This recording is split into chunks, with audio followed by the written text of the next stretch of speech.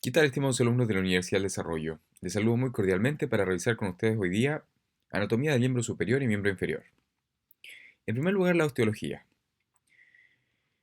La osteología del miembro superior considera cuatro regiones. En primer lugar, el hombro, conformado por tres huesos, entre los cuales destaca la clavícula, la escápula y la epífisis proximal del húmero, que corresponde a su cabeza. A continuación, este mismo hueso, el húmero, aporta la formación del brazo.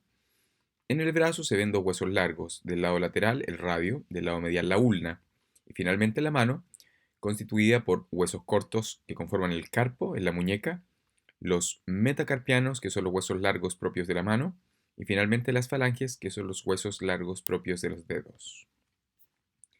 La clavícula es un hueso largo en forma de S itálica que presenta dos extremos. En su extremo medial corresponde a su extremo esternal, ya que articula con el manubrio esternal, y lateralmente viene su extremo acromial, el cual le permite articular con el acromion de la escápula. De esta manera forma consecuentemente las articulaciones esternoclavicular y acromioclavicular. La clavícula presenta en su cara superior una superficie convexa en su diáfisis, mientras que la cara inferior de la diáfisis presenta un surco. Este surco se denomina surco del músculo subclavio, ya que permite la inserción de este músculo. Para poder distinguir el extremo external del extremo acromial, debemos distinguir entonces que el extremo external es un extremo abultado y convexo, de pequeño tamaño, respecto al extremo acromial, que es un extremo amplio, ancho y plano. En la cara inferior, hacia el extremo acromial, destaca la presencia de un tubérculo y de una línea. El tubérculo se denomina tubérculo para el ligamento conoides y la línea es la línea para el ligamento trapezoides. Ambos ligamentos forman parte del grupo de los ligamentos coracoclaviculares.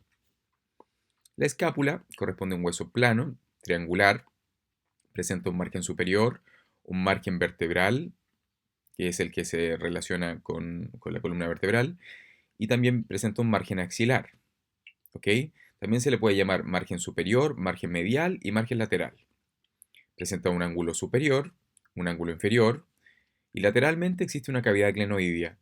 Esta cavidad glenoidea le permite a la escápula articular con la cabeza del húmero para formar la articulación glenohumeral del hombro.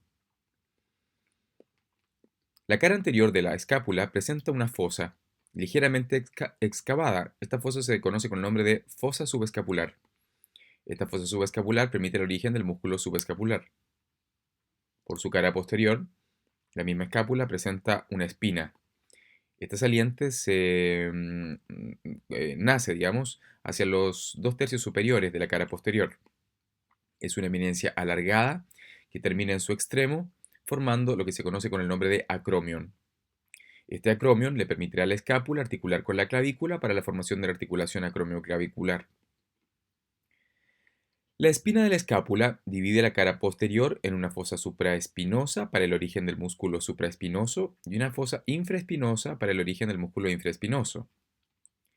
Si observamos el margen superior, destaca sobre la cavidad glenoidea la presencia de una saliente en forma de dedo semiflectado que se conoce con el nombre de proceso coracoides. Este proceso coracoides no articula con ningún otro hueso, pero sí permite el origen y la inserción de algunos ligamentos y músculos. Entre los músculos destacan el pectoral menor, el coracobraquial y también la cabeza corta del bíceps. Entre los ligamentos están el ligamento coracoacromial, el coracoclavicular y el coracohumeral. El húmero presenta en su epífisis proximal una cabeza. Corresponde a una hemisfera que articulará con la cavidad glenoidea para formar la articulación glenohumeral. En la base de la cabeza existe una línea sutural que corresponde al cuello anatómico del húmero. Bajo el cuello anatómico destacan dos tubérculos, un tubérculo superior lateral y de mayor tamaño llamado tubérculo mayor, y uno de menor tamaño medial e inferior que corresponde al tubérculo menor. Entre el tubérculo mayor y el tubérculo menor, que permiten inserciones musculares y ligamentosas, existe un surco que se conoce con el nombre de surco intertubercular y que permite el deslizamiento de la cabeza larga del bíceps. Si observamos ahora la diáfisis humeral, nos vamos a dar cuenta que en su cara anterolateral, a nivel del tercio medio, existe una tuberosidad o impresión llamada tuberosidad o impresión deltoidea que permite la inserción del músculo deltoides. Hacia la epífisis distal destaca la presencia de cuatro eminencias. dos eminencias laterales y dos eminencias mediales. Ahora, por lateral destaca la presencia del capítulo. Este capítulo permite articular con la cabeza del radio para formar la articulación húmero-radial. Sobre el capítulo se encuentra aquí un epicóndilo. Este epicóndilo se llama epicóndilo lateral y permite el origen de los extensores de muñeca y parte de los extensores de los dedos. Del lado medial destaca la presencia de una tróclea. La tróclea permitirá articular con la ulna para formar la articulación húmero-ulnar y sobre la tróclea existe un epicóndilo medial. El epicóndilo medial permite el origen de los músculos flexores de muñeca y parte de los músculos flexores de los dedos.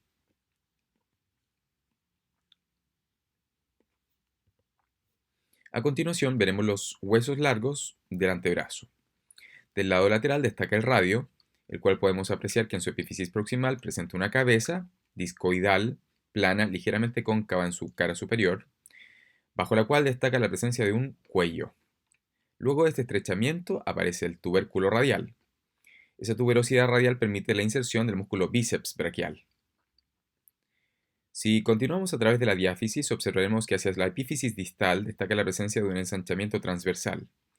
Este ensanchamiento transversal permite el aporte de una faceta articular, la cual se relacionará con los huesos escafoides y semilunar de los huesos del carpo, para permitir entonces la formación de la articulación radiocarpiana. A continuación, también podemos observar que en la epífisis distal del radio existe una eminencia muy marcada conocida con el nombre de proceso estiloides. Este proceso estiloides permite limitar los movimientos de abducción o radialización de la muñeca. La ulna es el hueso largo del lado medial del antebrazo. En su epífisis proximal se observa la presencia de dos eminencias. Por anterior, un proceso coronoides y por posterior, un olecranon. Entre el proceso coronoides y el olecranon, por anterior, delimitan una incisura que se conoce con el nombre de incisura troclear de la ulna. La incisura troclear de la ulna le permite a este hueso articular con la tróclea del húmero para formar la articulación húmero-ulnar. Inmediatamente bajo el proceso coronoides destaca la presencia de una tuberosidad que se conoce con el nombre de tuberosidad ulnar. Este es el punto de inserción del músculo braquial. Aquí vemos, como en la cara posterior de la ulna, destaca la presencia del olecranon que corresponde al vértice del codo. Si observamos ahora los huesos del carpo, tenemos que señalar que estos huesos corresponden a 8 huesos cortos que se disponen en dos filas o hileras. Una fila o hilera proximal y una fila o hilera distal. La hilera proximal es aquella que se vinculará con la epífisis distal del radio, y estos huesos corresponden al escafoides y al semilunar. Los otros huesos que forman parte de la hilera distal son aquellos que se relacionan con la base de los metacarpianos. De manera entonces que se disponen en 4 huesos en la hilera proximal y 4 huesos en la hilera distal. Estos se comienzan a nombrar de lateral a medial, es decir, desde el pulgar hacia el quinto dedo. Ellos son en la primera hilera el escafoides, el semilunar, el piramidal y el pisiforme. En la segunda hilera destacan el trapecio, trapezoides, el grande y el ganchoso. Los nombres más actuales de estos huesos son escafoides, lunata, triquetral y pisiforme. Y la segunda hilera el trapecio, trapezoide, capitato y amatal. ¿Ok? Ahora, vamos a ver entonces que aquí se forman varias articulaciones que vamos a revisar a continuación. Entre las características de los huesos largos de la mano destaca en primer lugar los huesos metacarpianos. Estos huesos metacarpianos presentan entonces una base, un cuerpo y también presentan una cabeza. Esta cabeza les va a permitir articular con la base de las falanges proximales, dando origen a las articulaciones metacarpofalángicas. A continuación observamos las falanges y podemos ver que cada dedo presenta 3 falanges, una falange proximal, una falange media y una falange distal. De estas falanges, tan solo la falange media no está presente en el pulgar. El pulgar presenta por lo tanto una falange proximal y una falange media y tan solo estará conformada por una articulación interfalángica. Todos los demás dedos presentan una articulación interfalángica proximal y una articulación interfalángica distal.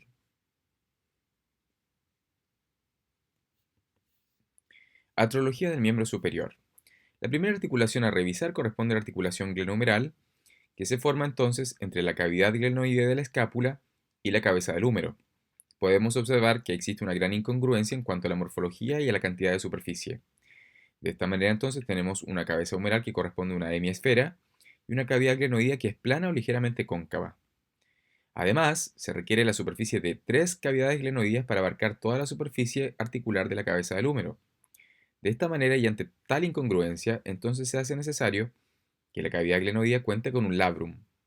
Este labrum corresponde a un fibrocartílago marginal que se dispone desde el margen de la cavidad glenoidea y que permite aumentar la superficie de contacto y coaptación o armonía entre las superficies articulares de la cavidad glenoidea con la cabeza del húmero. De esta manera la articulación glenohumeral se vuelve mucho más estable.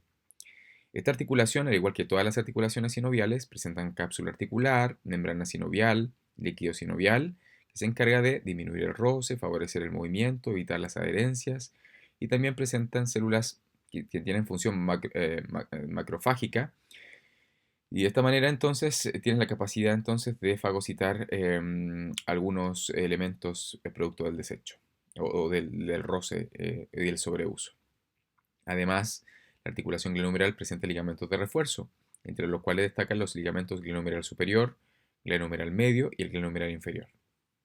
Además, esta articulación contiene bursas o bolsas sinoviales, las cuales disminuyen el roce entre el contacto entonces de un tendón con el hueso o entre los tendones entre sí. A continuación observamos la articulación glenohumeral. Se me había olvidado clasificar la articulación anteriormente. La articulación glenohumeral se clasifica como una diartrosis sinovial esferoide.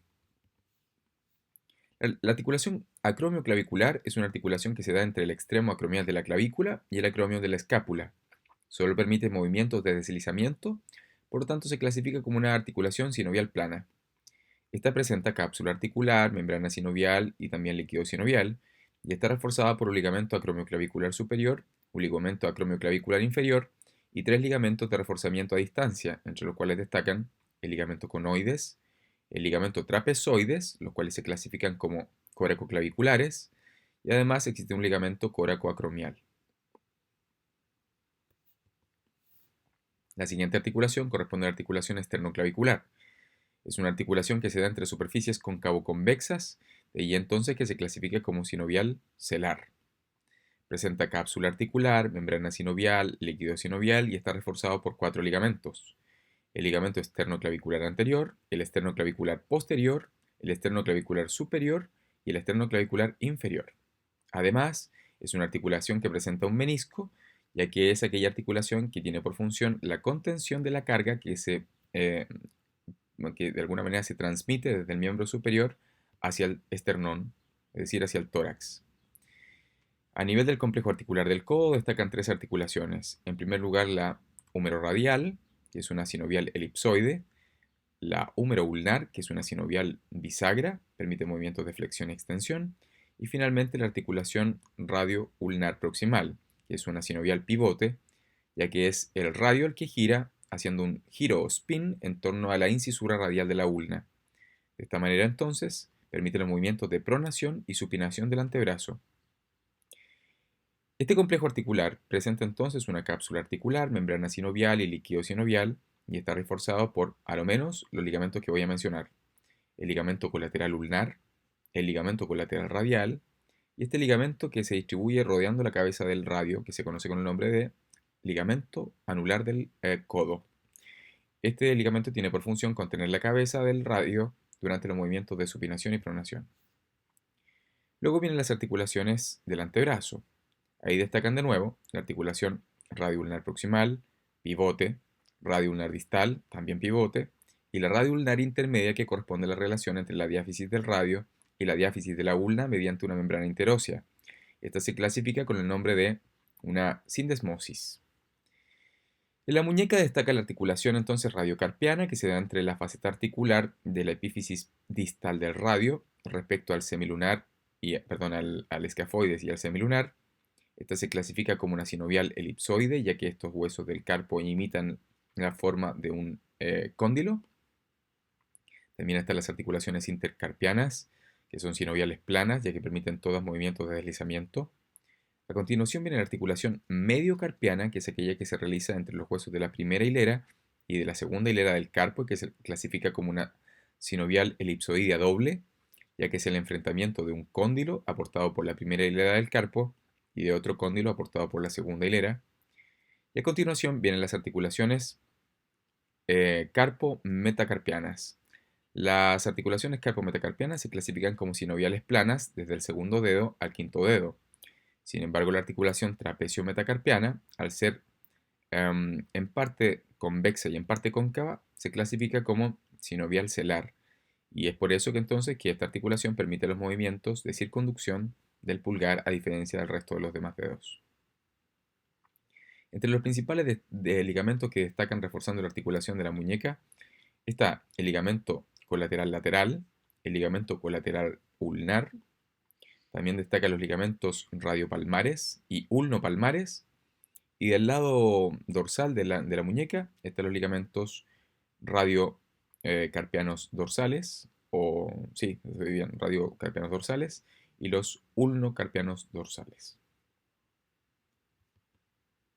En cuanto a la miología del miembro superior, destacan los músculos tóraco-apendiculares anteriores, que son aquellos que tienen su origen o su inserción en el tórax y se insertan en algún segmento que forma parte entonces del miembro superior, entre los cuales destacan por anterior el pectoral mayor, y al cortar el pectoral mayor aparece el pectoral menor y el subclavio.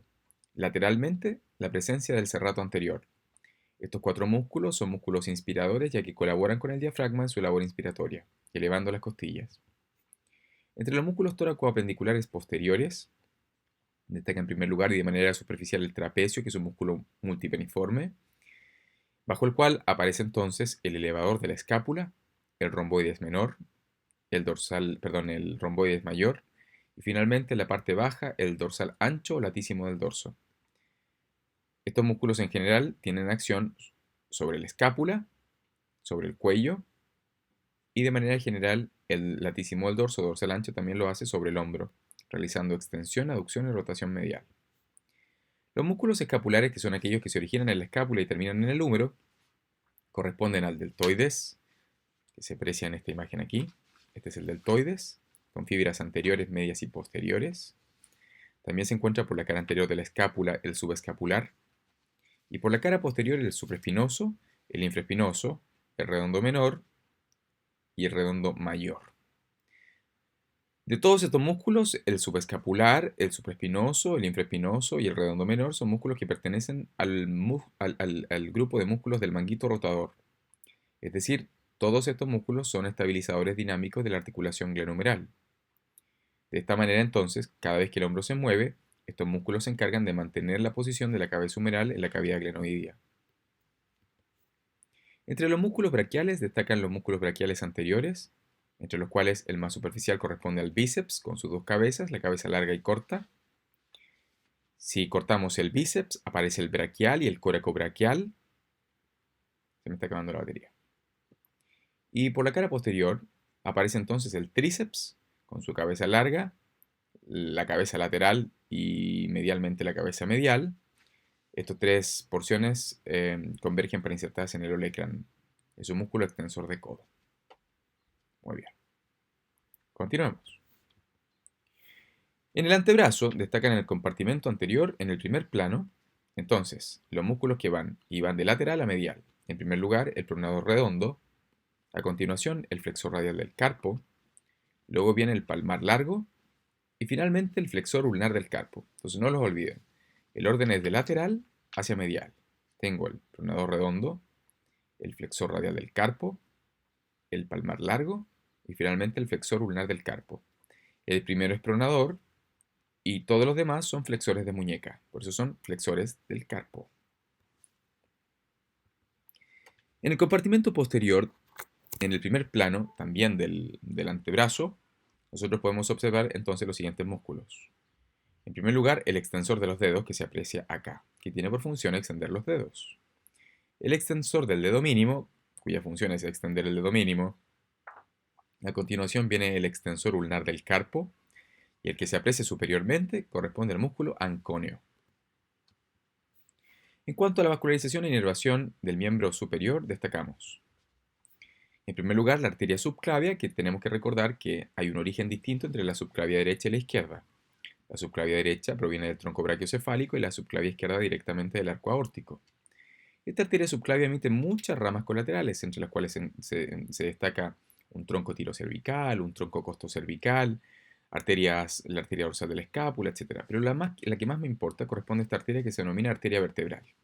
Esta arteria vertebral asciende pasando a través de los forámenes transversos de los procesos transversos de las vértebras cervicales y va a colaborar en la irrigación del tronco encefálico y del cerebelo, además del lobo occipital. Cuando la arteria subclavia pasa bajo la clavícula, luego se convierte entonces en la arteria axilar. El trayecto de la arteria axilar va desde el margen inferior de la clavícula hasta, finalmente, llegar al cuello, a la altura del cuello quirúrgico del húmero. En este tramo nos encontramos con la arteria axilar, la cual se divide en 3 porciones y cada una de estas 3 porciones emite sus ramas colaterales. Pero lo más importante es que a mí me importa que ustedes aprendan que estas ramas colaterales son las que se encargan principalmente de la irrigación de la pared torácica y en parte entonces de la epífisis proximal del húmero y del hombro. Luego, cuando la arteria axilar pasa bajo el cuello quirúrgico del húmero, entonces se transforma en la arteria braquial. Esta arteria braquial se distribuye por la cara anteromedial del brazo hasta finalmente llegar a una región que se conoce con el nombre de fosa cubital en la región anterior del codo. Al llegar a esta fosa, se divide entonces en sus dos ramas terminales que corresponden a la arteria radial y a la arteria ulnar. Aquí podemos ver entonces a la arteria radial cómo se encuentra cortada y a la arteria ulnar que se encuentra de este lado también cortada pero mucho más hacia distal. Cada arteria sigue el eje del hueso que le corresponde. La arteria radial sigue el eje del hueso radio y la arteria ulnar el hueso de la ulna. Y cuando ambas arterias llegan a la cara palmar del carpo, forman dos arcos arteriales, uno superficial ya que está sobre los tendones de los músculos de la mano y uno profundo porque está en lo profundo bajo los músculos que se encuentran en esa región. El primero se denomina arco palmar superficial ya que se encarga de la irrigación de la piel principalmente de la mano y de los dedos, y el que se encuentra por debajo es el arco palmar profundo que se encarga de la irrigación preferentemente de los músculos, articulaciones y huesos de la mano. En cuanto al drenaje venoso, en primer lugar hablaremos de las venas superficiales. Nosotros, en la cara dorsal de la mano, tenemos entonces un arco venoso dorsal, de la cual se va a dar origen a dos venas que se van a distribuir a nivel del lado lateral y del lado medial del antebrazo. Del lado lateral, siguiendo el eje del radio, corresponde la vena cefálica y del lado medial corresponde la vena basílica. ¿Okay? Sin embargo, desde la cara palmar de la mano, podemos apreciar que se forma una vena correspondiente a la vena mediana. Justamente se llama mediana porque está entre la diáfisis del radio y la diáfisis de la ulna, o como quieran verlo, entre la vena cefálica y la vena basílica. De esta manera, al llegar a la región del codo, la vena mediana se comunica con la cefálica mediante la vena medianocefálica y se comunica con la basílica mediante la mediano-basílica, formando la clásica M venosa que está presente tan solo en un 11% de la población mundial. La más frecuente, con un 18%, corresponde a esta N venosa, en la cual podemos apreciar entonces la vena basílica por medial, la vena cefálica por lateral y la presencia de la vena mediana que está aquí y que permite la comunicación entre ambas a través de la mediano-cefálica y la mediano-basílica. A continuación, la vena cefálica continuará por lateral en el brazo y la vena basílica lo hará por medial también en el brazo. De esta manera, la vena cefálica terminará drenando sobre la vena axilar y la vena basílica también lo hará sobre el axilar o sobre la vena subclavia según corresponda. En cuanto al drenaje de las venas profundas, esto es mucho más simple desde el punto de vista de que cada vena profunda tiene el mismo nombre de la arteria que se encargó de la irrigación de un segmento del antebrazo del brazo de la mano, con la gran diferencia entonces que por cada arteria existen dos venas. De esta manera tendré dos venas radiales, dos venas ulnares, las cuales se unen para formar a su vez por lateral una vena braquial, por lateral, y por medial una vena braquial también. Ambas venas braquiales continúan ascendiendo para terminar uniéndose y dando origen a una sola vena axilar, la cual va a terminar drenando su sangre sobre la vena subclavia. En cuanto a la inervación del miembro superior, hay que destacar el plexo braquial. Lo importante de este plexo, más allá de todos los detalles que pueden ser bastante extensos de describir, es señalar entonces que el plexo braquial está formado por los ramos anteriores de las raíces de C5, C6, C7, C8 y T1. Para eso debemos recordar que C8 también existe. Son 7 vértebras cervicales, pero 8 raíces nerviosas cervicales, ya que esta raíz emerge entre el foramen intervertebral que está entre C7 y T1. De esta manera, a partir de las relaciones entre las raíces y ramos, se termina conformando entonces un tronco superior, un tronco medio y un tronco inferior. Cada uno de estos troncos emite ramos, los cuales van a terminar contribuyendo a la formación de un cordón lateral, de un cordón medial y de un cordón posterior. A partir de cada cordón se da origen a ramos terminales que corresponden a los nervios. Del cordón lateral se forma el nervio musculocutáneo y también el ramo lateral del nervio mediano. Del cordón medial se formará el ramo medial del nervio mediano para formar el nervio mediano y también el nervio ulnar. Y como ramos terminales del cordón posterior aparecen el nervio axilar y el nervio radial. De esta manera procedo a describir su inervación. El nervio axilar se encarga principalmente, como es un nervio mixto, de la inervación del deltoides principalmente, ya que hay otros músculos también, y de la piel que cubre al hombro. El nervio radial recorre la cara posterior del brazo, del antebrazo y de la mano. Y en su recorrido inerva todos los músculos posteriores extensores de codo y extensores de hombro, los músculos extensores de muñeca y también los músculos extensores de los dedos. De manera superficial, inerva la piel de la cara posterior del brazo, la piel de la cara posterior, lado radial del antebrazo, y la piel de la cara posterior, lado radial de la mano. El nervio musculocutáneo es un nervio que se encarga de la inervación del bíceps, del braquial y del coracobraquial. Y si bien es cierto, este nervio musculocutáneo no inerva a nadie de manera directa a nivel en cuanto a la piel en el brazo, a través de un ramo terminal que se llama nervio cutáneo antebraquial lateral, termina inervando el lado lateral del antebrazo. El nervio mediano es un nervio que no genera inervación sensitiva a nivel del antebrazo ni del brazo, sino que la inervación sensitiva solamente la realiza a nivel de la mano, inervando la cara palmar, lado radial de la mano, y parte un poco de las falanges distales de la cara dorsal. En cuanto a la inervación a nivel del antebrazo, en cuanto a los músculos, inerva el pronador redondo e inerva algunos músculos flexores de muñeca y parte de los músculos que controlan al pulgar. El nervio ulnar es un nervio que se distribuye principalmente inervando los músculos de la eminencia hipotenar, que son los músculos que controlan al meñique, y también colabora un poquito con la inervación de los músculos que controlan al pulgar. Además, inerva un músculo llamado flexor superficial de los dedos, perdón, flexor profundo de los dedos. El superficial no, el profundo. Muy bien. En cuanto a la inervación superficial, inerva la piel de la cara palmar y la cara dorsal del lado medial de la mano. Comencemos ahora con el miembro inferior. El miembro inferior está encargado entonces de la formación de 5 segmentos. En primer lugar está la cadera, que corresponde a la articulación entre la cabeza del fémur y el acetábulo. A continuación, el fémur completo aportará la formación del muslo. La pierna, que se forma por la presencia de 2 huesos largos, del lado medial la tibia y del lado lateral la fíbula. Y en la parte baja el pie, con sus 3 porciones. Posteriormente los huesos cortos, que corresponden a los huesos del tarso, los huesos largos del pie, que son los del metatarso, y las falanges, que son los huesos de los dedos. Este es el hueso coxal, pero de este hueso coxal para el miembro inferior tan solo nos va a importar entonces esta cavidad bastante profunda y cóncava de forma circular que se conoce como acetábulo.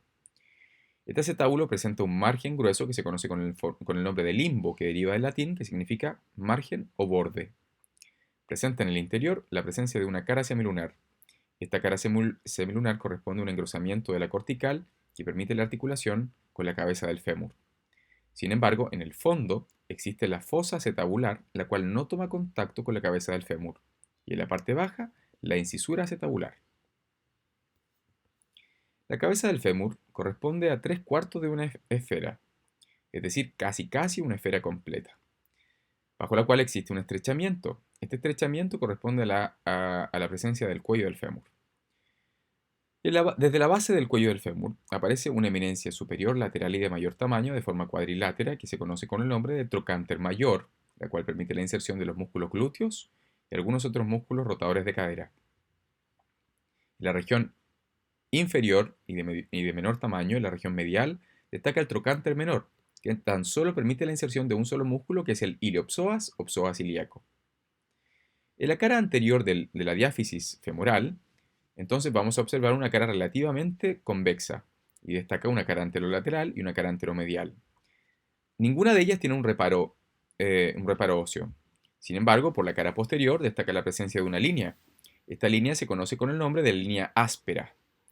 Esta línea áspera virtualmente va a permitir el origen e inserción de músculos. Además, existe en la región central la presencia de una patela. Obviamente esta patela tiene una escala, digamos, de tamaño bastante distinta a la del fémur. La patela presenta una cara anterior y una cara posterior. La cara anterior es convexa y presenta entonces una serie de forámenes nutricios para que la red peripatelar de arterias que la rodean pueda ingresar a través de su cara anterior y permitir entonces la irrigación de este hueso. La cara posterior presenta entonces una superficie articular separada por una cresta posterior, la cual articula entonces con la cara patelar de la epífisis distal del fémur. Cuando esta cara patelar del fémur articula entonces con la superficie articular de la patela, forman la articulación patelofemoral o femoropatelar, la cual se clasifica como una sinovial bisagra, ya que es aquella que nos permite los movimientos de flexión y extensión. Perdón, me quedaba algo en el tintero. Por la cara posterior destaca la presencia de dos cóndilos, y entre ambos una fosa intercondilia. En la pierna destacan entonces dos huesos. Del lado medial la tibia, que presenta en su epífisis proximal entonces también dos cóndilos, un cóndilo lateral y un cóndilo medial. Sobre cada cóndilo hay una superficie articular que le permitirá a este hueso relacionarse con los cóndilos del fémur. Y entre ambas superficies articulares existe una eminencia que se llama la cresta de la tibia, o también se llama eminencia intercondilia de la tibia. En la región anterior de la epífisis proximal de la tibia aparece entonces una tuberosidad tibial. Esta tuberosidad tibial permitirá la inserción del ligamento patelar. ¿Ok? Ese ligamento patelar corresponde a la expansión de las fibras del tendón del cuádriceps. En su epífisis distal, la tibia presenta también un ensanchamiento que aporta a la formación de una superficie articular amplia para relacionarse con el talo, que es el primer hueso de los huesos del tarso. Del lado medial destaca otro reparo óseo que se conoce con el nombre de maléolo tibial. Este maléolo tibial permite limitar los movimientos de desviación medial del tobillo. El hueso largo del lado lateral de la pierna se conoce como fíbula. La fíbula presenta en su epífisis proximal una cabeza y en su epífisis distal un maléolo. Este maléolo permite aportar a la estabilidad lateral del tobillo. Sin embargo, es un hueso que no soporta carga proveniente del fémur. El pie está formado entonces por huesos cortos que forman parte de los huesos del tarso. El hueso superior se conoce con el nombre de talo, que corresponde al hueso del tobillo y el cual presenta superiormente aquí una tróclea para articular con la superficie transversal de la epífisis distal de la tibia. De esta manera se forma la articulación talocrural o crurotalar. Esta articulación se clasifica como sinovial bisagra ya que permite principalmente movimientos de flexión y extensión del tobillo. El hueso que se encuentra en la base del tarso y en la base del pie corresponde al calcáneo. Anteriormente destacan el navicular, el cuboides y las tres cuñas, las cuales se cuentan de medial a lateral. De esta manera tengo la primera cuña o cuña medial, la segunda cuña o cuña intermedia y la tercera cuña o cuña lateral. Anteriormente aparecen entonces los huesos largos del pie. Ellos son los metatarsianos, los cuales, al igual que los metacarpianos en la mano, presentan una base, un cuerpo y una cabeza. Además, existen los huesos largos de los dedos, los cuales corresponden a las falanges, que también presentan base, cuerpo y cabeza. Todos estos huesos presentan a nivel de la cabeza, en su epífisis distal, por la cara plantar, la presencia de una tróclea. Esta tróclea permite formar entonces las articulaciones interfalángicas, las cuales se clasifican como sinoviales bisagra, ya que solo le permiten a los dedos del pie movimientos de flexión y extensión. Al igual que en la mano, el ortejo mayor o hallux, que corresponde al dedo gordo, tan solo presenta una falange proximal y una falange distal. Por tanto, no presenta falange media, igual que el pulgar en la mano. Artrología del miembro inferior. La primera articulación del miembro inferior corresponde a la cadera y corresponde a la articulación coxofemoral. Esta articulación se clasifica como sinovial esferoide y se forma entonces entre la cabeza del fémur y la cara semilunar del acetábulo. Debemos recordar que aquí existe un fibrocartílago marginal o labrum que permite aumentar la superficie de contacto entre un hueso y el otro, haciendo más armónica la articulación y por lo tanto más estable o congruente. Esta articulación presenta un ligamento intraarticular, el cual corresponde al ligamento de la cabeza del fémur, el cual contiene y protege en su interior una arteria que se llama arteria del ligamento de la cabeza del fémur, la cual aporta la irrigación de la cabeza de este hueso. Esta articulación presenta cápsula articular, membrana sinovial y líquido sinovial y está reforzado por 3 ligamentos, de los cuales 2 se aprecian por anterior. El primer ligamento, formado por 2 fascículos, corresponde al ilio femoral. El segundo corresponde al pubo femoral y por posterior, este que se está entorchando o rodeando la cabeza del fémur corresponde aquí al ligamento isquiofemoral. Recordemos que este es el único que se aprecia por posterior en la articulación coxofemoral. La articulación patelofemoral corresponde a la relación que se produce entre la cara patelar del fémur y la cresta posterior y superficie articular de la patela. Esta articulación se clasifica como sinovial bisagra ya que permite movimientos de flexión y extensión. Para controlar entonces la movilidad de la patela, existe por superior un tendón que corresponde al tendón del cuádriceps y por inferior el ligamento patelar. Otra de las articulaciones de la rodilla corresponde a la articulación femorotibial. La articulación femorotibial se realiza entonces entre los cóndilos de la tibia y los cóndilos del fémur. Esta articulación, al realizarse entre cóndilos, se clasifica como sinovial elipsoide. Ahora, esta articulación es una articulación bastante incongruente, ya que podemos observar que los cóndilos del fémur son cóndilos bastante convexos, mientras que los cóndilos de la tibia son superficies planas o ligeramente cóncavas.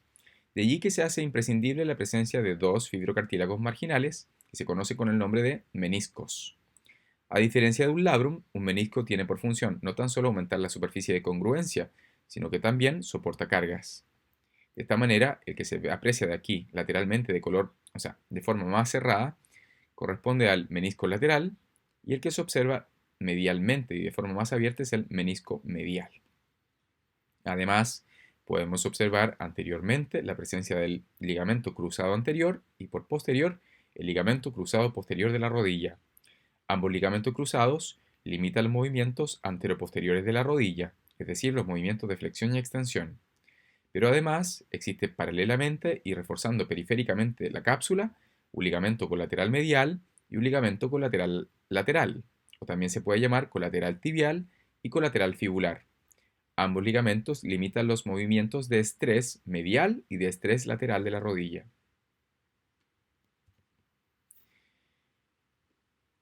En la pierna destacan otras 3 articulaciones.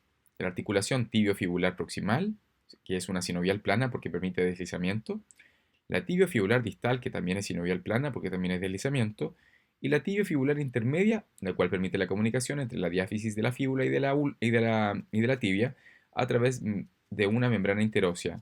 De allí que esta articulación tibiofibular intermedia se clasifica como una sindesmosis. En el pie destacan 24 a 25 ligamentos, de los cuales los únicos que me interesa que ustedes recuerden son del lado lateral, que existen algunos ligamentos que permiten la comunicación entre la fíbula y el talo y la fíbula y el calcáneo. ¿Ok? Entonces existen ligamentos que permiten la comunicación entre la fíbula y el talo y entre la fíbula y el calcáneo.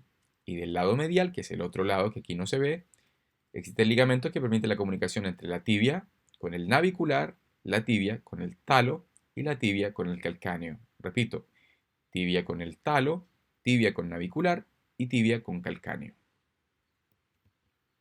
En cuanto a la miología del miembro inferior, destaca en la región glútea, en el primer plano de distribución, o plano más superficial, el glúteo máximo. Al cortar al glúteo máximo, destaca en el segundo plano el glúteo medio, aquí. Y a continuación vienen todos los músculos que se disponen en el tercer plano. Entonces aparece de superior a inferior el glúteo mínimo, el piriforme, el gémino superior, el obturador interno, el gémino inferior y el cuadrado femoral. El glúteo máximo es un extensor de cadera que colabora también en la rotación lateral. El glúteo medio y el glúteo mínimo son rotadores mediales de cadera y además son músculos abductores. Y del piriforme hasta el cuadrado femoral son todos rotadores laterales de cadera. En cuanto a los músculos de la región femoral anterior, el primer músculo y el más largo de los 650 músculos es el sartorio. Es un músculo flexor, abductor, rotador lateral de cadera y colabora en la flexión de la rodilla. Lateralmente al sartorio destaca el cuádriceps, formado por 4 bastos o cabezas. Aquí está el basto medial, por lateral el basto lateral, en la región central el recto femoral, y al cortar el recto femoral aparece el basto intermedio. Del lado medial se aprecian entonces los siguientes músculos: el iliopsoas, el pectíneo, más del lado medial aparece el aductor largo y a continuación el grácil. Y podemos ver aquí la presencia de la formación de un triángulo, el cual se conoce con el nombre de triángulo femoral. El triángulo femoral está delimitado superiormente por el ligamento inguinal, lateralmente por el sartorio y medialmente por el músculo aductor largo, encontrándose en el fondo o piso al iliopsoas y al pectíneo. Y es importante que ustedes lo recuerden porque este triángulo femoral contiene entonces al nervio femoral, a la arteria femoral y a la vena femoral, más la presencia de los linfonodos inguinales. Al cortar parte del cuádriceps y del sartorio, aparecen en un plano un poco más profundo el aductor corto y el aductor mayor, más el obturador interno. El obturador interno es un rotador lateral de cadera, y el aductor corto más el aductor largo, y finalmente el aductor mayor también es un músculo aductor, obviamente. Se me queda en el tintero el grácil, que también es un aductor. El iliopsoas es flexor de cadera, y el pectíneo es un músculo aductor. De todos estos músculos, destaca el músculo aductor mayor, ya que el aductor mayor, cercano a la rodilla, forma un anillo tendinoso, el cual se conoce con el nombre de hiato del aductor. De esta manera, cuando la arteria femoral pasa a través del hiato del aductor, se convierte entonces en la arteria poplitea que recorrerá la cara posterior de la rodilla. Del mismo modo, pero de forma contraria, la vena poplitea, cuando pasa a través del hiato del aductor, de manera ascendente se transforma en la vena femoral. A nivel de la región femoral posterior, destaca la presencia entonces de los músculos isquiotibiales. Ellos son del lado medial y por superficial el semitendinoso, por el mismo lado medial pero en el plano profundo el semimembranoso, y del lado lateral, en el plano superficial la cabeza larga del bíceps femoral y en el plano profundo la cabeza corta. En cuanto a los músculos de la región crural, por anterior, vamos a ir en orden de medial a lateral. El primer músculo corresponde al tibial anterior, que es dorsiflexor, es decir, eleva la punta del pie. A continuación viene el extensor largo del hallux, que extiende el dedo gordo u ortejo mayor, y más lateralmente el extensor de los dedos, o extensor largo de los dedos. A nivel de la cara lateral de la pierna, destaca entonces el fibular largo y en lo profundo el fibular corto. En la cara posterior de la pierna existe este gran músculo llamado gastrocnemio, el gastrocnemio, el cual presenta una cabeza lateral y una cabeza medial, y al cortarlos apreciamos en el plano profundo al sóleo. Estos tres fascículos, me refiero a las cabezas del gastrocnemio más el sóleo, se reúnen sobre un tendón común para insertarse finalmente en el calcáneo, cuyo nombre es el tendón calcáneo. Ya no se llama tendón de Aquiles, su nombre actual es tendón calcáneo. En cuanto a la vascularización e inervación del miembro inferior, destacan, tal cual lo mencionaba hace un momento, la van femoral en el triángulo femoral, formada por la vena, la arteria y el nervio femoral. Vemos como la arteria femoral recorre entonces la cara anteromedial del muslo y al pasar a través del hiato del aductor se transforma en la arteria poplitea que recorre la cara posterior de la rodilla. También se puede apreciar aquí entonces el nervio femoral que se encarga de la inervación del músculo cuádriceps, el tracto iliotibial y del sartorio. Y por la cara posterior de la región femoral y la región glútea destaca este gran nervio llamado isquiático, que pueden ver aquí que emerge entre el piriforme y el gémino superior y recorre la cara posterior línea media del glúteo y cara posterior línea media del muslo para finalmente dar origen a sus ramos terminales al llegar a este rombo o fosa poplitea. Sus ramos terminales son el nervio tibial y el nervio fibular común. Este nervio fibular común se llama así porque llega a la cabeza de la fíbula. De esta manera, entonces, el nervio tibial inervará los músculos de la cara posterior de la pierna y plantar del pie, mientras que el fibular común se dirige hacia la cabeza de la fíbula, aquí, y a continuación dará origen a sus ramos terminales, los cuales son el nervio fibular profundo y el nervio fibular superficial. El nervio fibular profundo inervará los músculos de la cara anterior de la pierna y dorsal del pie, y el nervio fibular superficial inervará los músculos de la cara lateral de la pierna. También se puede apreciar entonces la arteria poplitea, como luego de pasar a través del anillo del sóleo, da origen a sus ramas terminales, las cuales corresponden entonces hacia anterior a la arteria tibial anterior, para irrigar a los músculos de la cara anterior de la pierna y dorsal del pie, y por posterior la arteria tibial posterior, la cual da origen a la arteria fibular. La arteria tibial posterior irriga los músculos de la cara posterior de la pierna y plantar del pie, y la arteria fibular irriga los músculos de la cara lateral de la pierna. En cuanto al drenaje venoso, voy a destacar las venas superficiales, que son aquellas que se encargan del drenaje de la piel del miembro inferior. Todas ellas nacen entonces desde el arco venoso dorsal del pie. Del lado medial destaca la vena safena mayor o vena safena magna. La vena safena mayor o magna drena la sangre desde la piel de la cara medial del pie, piel de la cara medial de la pierna y piel de la cara medial del muslo. Y no olviden que todas las venas superficiales siempre tienen que drenar en una vena profunda. En este caso lo hace a nivel de la región inguinal sobre la vena femoral, mientras que del lado lateral emerge la vena safena menor o vena safena parva, la cual drena la sangre desde la piel del lado lateral del pie y desde la piel de la cara posterior de la pierna. De esta manera entonces perfora la fascia y termina finalmente drenando su sangre sobre la vena poplitea, que es una vena profunda y que es aquella que dará origen a la vena femoral. Con esto me despido, espero les haya servido para poder revisar principalmente todos los elementos que hemos revisado estas semanas en clases. Les deseo lo mejor y mucho éxito en sus estudios. Que les vaya muy bien.